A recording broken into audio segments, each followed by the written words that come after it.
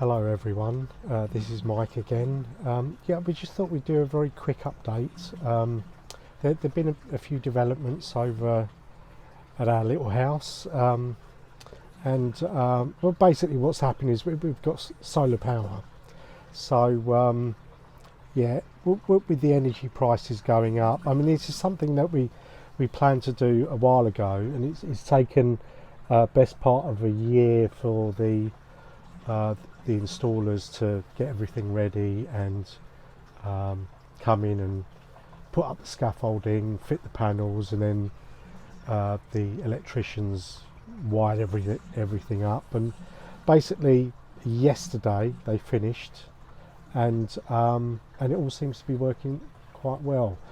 So it's not really related to what we got going on here, but it's nice to know that the pumps and the coolers and anything that requires any power we're actually getting for free now, which is fantastic. This year we are calling these solar powered strawberries, so just a bit of fun there.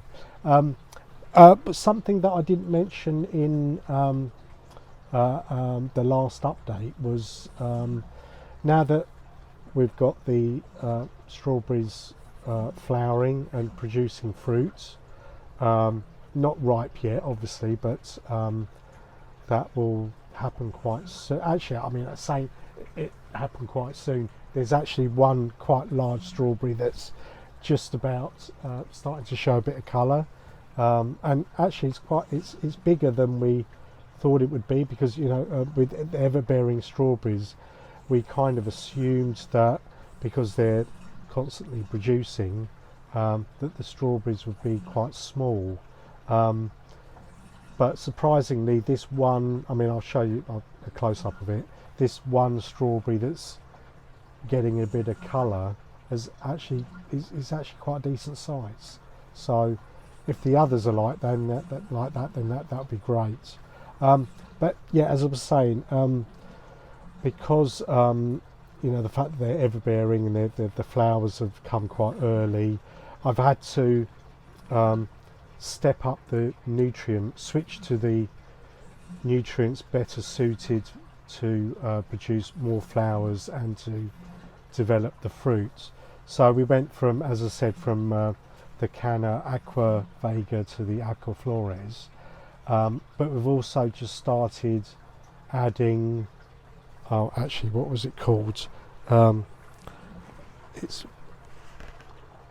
PK 13/14, and that's if I remember rightly, that is an additive to help ripen the fruit, because the fruit are there now. I mean, I mean, it's a little bit tricky, because when we had the non-ever-bearing strawberries, you kind of knew where you were.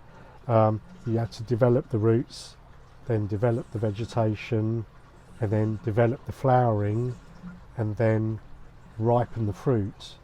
And it was, quite a linear process, which, as it happens just once.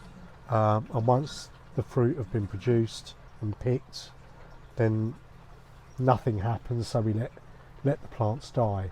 But now it's kind of all happening around about the same time, so it's a bit of a learning curve. I mean, we learnt from previous years with some of the mistakes we made, but this year we're kind of learning about timing all over again. So all I can do is follow what the plants are doing, and hopefully we've got the nutrient regime correct, and with a bit of luck we'll be able to continue with the last version of the regime while the plants are still producing fruit. So yeah, we'll do another update as we go further along. In the meantime, I'll show you some close-ups. I mean, not much different from the last one, but the plants are bigger and better and showing more fruit. and I'll show you the one that's getting ripe already.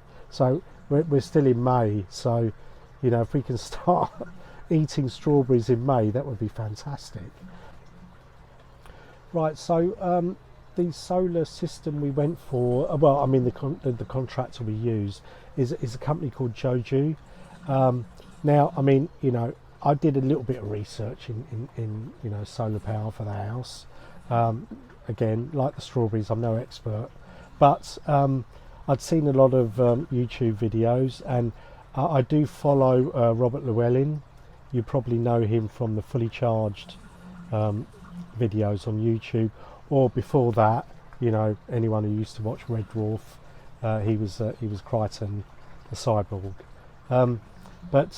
Yeah, so he's had his house fully converted to solar power, and that is the company he used, Joju Solar.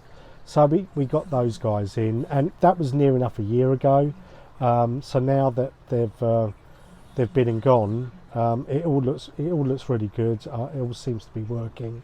The panels that we've used are the sun power 430 watt panels. We've got 18 of those, and there are, I think they're called Solar Edge inverters or converters or whatever. I'll show you a picture of what they look like on the wall. And we've got a Zappy charger. Still waiting for the car. That's been on order for almost a year, and we still don't know what the delivery date will be. But like all electric vehicles at the moment, there is a very long waiting list, unfortunately. So the charger's there, ready for the car.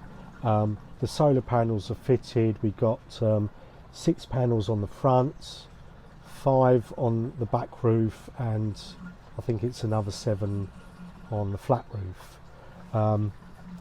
Because the charger we're using is by a company called My Energy, we're using the app to monitor what the system is doing, and I mean, at the moment we are producing more than we need, so you know, quite a lot of it is being exported back to the grids. We do have a battery system that was supposed to be included with this installation, but the battery is not ready yet. I mean, that won't be installed until maybe June or July, depending on when the parts are available. But once that's in, then the excess solar will go either directly into the battery, which can be used at night, or into the electric vehicle once we get it.